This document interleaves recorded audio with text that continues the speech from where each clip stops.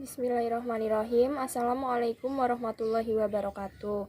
Perkenalkan, saya Dania Bintang Maharani dari Fakultas Ekonomi Prodi S1 Akuntansi dengan nomor induk mahasiswa 314021000048. Saya dari kelas A1 E2 dengan dosen pengampu Ibu Sri Wahyuni Ratnasari SE Embus. Sebelumnya saya berterima kasih kepada Bu Yuyun yang telah membimbing saya dalam 1 semester ini dengan mata kuliah pengantar bisnis. Di sini saya akan menjelaskan BMC atau Business Model Canvas yang telah saya buat. Tapi sebelumnya saya akan menjelaskan terlebih dahulu apa sih itu BMC. BMC atau Business Model Canvas merupakan sebuah kerangka kerja yang disajikan dalam bentuk visual berupa kanvas lukisan agar mudah dimahami dan dimengerti. Model ini digunakan untuk menjelaskan, memvisualisasikan, menilai, dan mengubah model bisnis agar mampu menghasilkan kinerja yang optimal. Gambar berikut adalah BMC atau Business Model Canvas yang telah saya buat.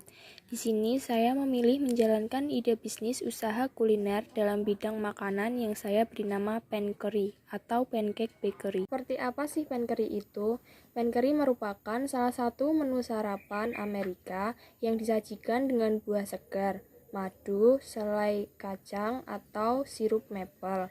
Terkadang juga dinikmati dengan paduan gurih seperti daging asap, sosis, keju, dan telur mata sapi. Mengapa saya memilih menjalankan ide bisnis usaha Pancurry? Karena peluang bisnis pancake ini sangat menguntungkan dengan peminat yang besar sehingga bisnis ini sangat diperhitungkan dan untuk menjalankannya dibilang sangat mudah. Lalu apa saja sih 9 elemen BMC tersebut? Yang pertama ada customer segments, yang kedua ada customer relationship, yang ketiga ada channels, yang keempat ada key proposition, yang kelima ada key activities, yang keenam ada key resource, yang ketujuh ada key partners, yang kedelapan ada cost structure, yang kesembilan ada revenue streams. Untuk lebih jelasnya akan saya jelaskan satu persatu, mulai dari customer segments, yaitu menentukan pelanggan mana yang akan menjadi target bisnis. Di sini yang pertama ada anak-anak.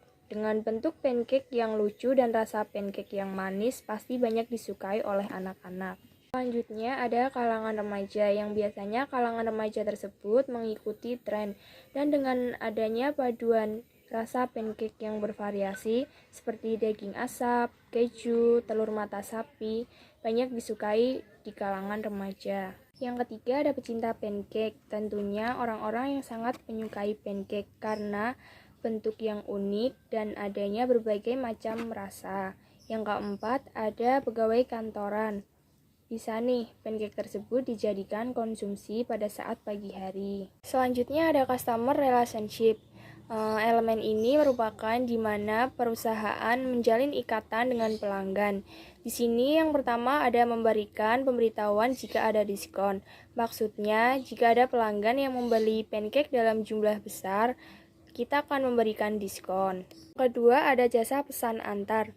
Cocok nih bagi pelanggan yang malas datang langsung untuk membeli pancake. Jadi, dengan di rumah saja kita bisa memesan pancake. Contoh jasa pesan antar ini seperti GoFood dan ShopeeFood.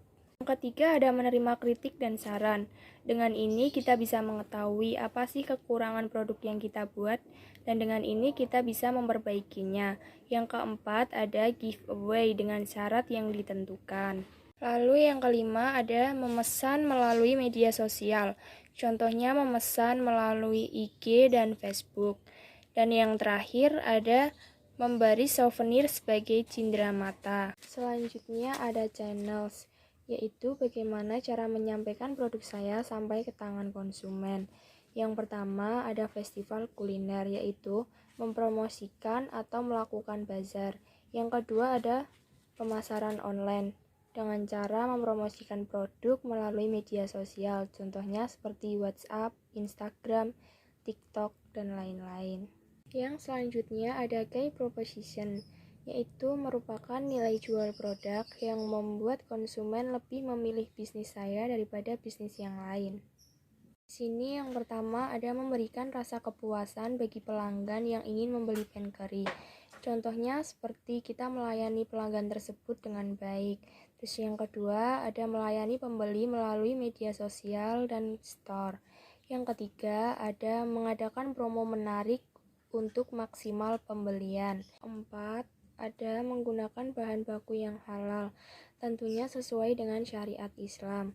Yang kelima ada menggunakan packing kertas yang ramah lingkungan. Dan yang terakhir, ada cita rasa yang berbeda dengan tambahan inovasi rasa yang gurih dan manis, agar pelanggan tidak bosan saat menikmatinya. Lalu di sini ada key activities, atau aktivitas yang dilakukan dalam pembuatan pancake supaya pancake tersebut sampai ke tangan konsumen. Di sini yang saya lakukan pertama yaitu pembelian bahan baku, yang tentunya memilih bahan baku yang segar. Dan yang kedua ada pembuatan. Tentunya proses pembuatan tersebut memperhatikan kebersihan dengan alat-alat yang higienis. Selanjutnya yang ketiga ada pemasaran. Di sini saya akan memasarkan produk saya melalui WhatsApp, Instagram, Facebook, dan TikTok. Dan yang keempat ada penjualan, yang tentunya harga sesuai standar, tidak begitu mahal dan tidak begitu murah. Dan yang terakhir ada pengemasan. Produk ini saya kemas dengan menggunakan bahan dasar dari kertas yang ramah lingkungan. Selanjutnya ada key resource, atau menjelaskan mengenai sumber daya hingga pengetahuan yang dibutuhkan untuk menjalankan bisnis saya. Di sini yang pertama ada alat pengolahan yang steril, yang tentunya dengan memperhatikan kebersihan. Kedua ada lokasi yang strategis, maksudnya adalah lokasi yang dapat dijangkau. Yang ketiga ada bahan baku yang fresh dan premium. Selanjutnya yang terakhir ada tenaga kerja yang inovatif, yaitu mampu memperbaiki produk saya jika ada kekurangan pada saat pembuatan atau pengemasan.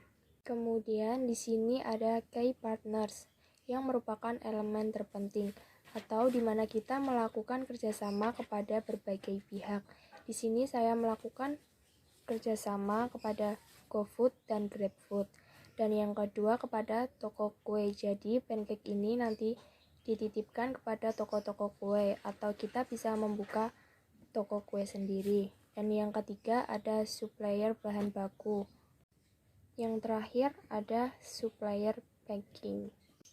Lalu di sini ada cost structure atau struktur biaya. Tentunya dalam pembuatan pancake kita membutuhkan biaya-biaya tertentu. Di sini seperti bahan baku yang berkualitas. Dan yang kedua ada proses pengolahan. Yang ketiga ada sewa toko. Jika kita tidak mempunyai toko kue sendiri, kita bisa menyewa toko. Dan yang keempat ada gaji karyawan.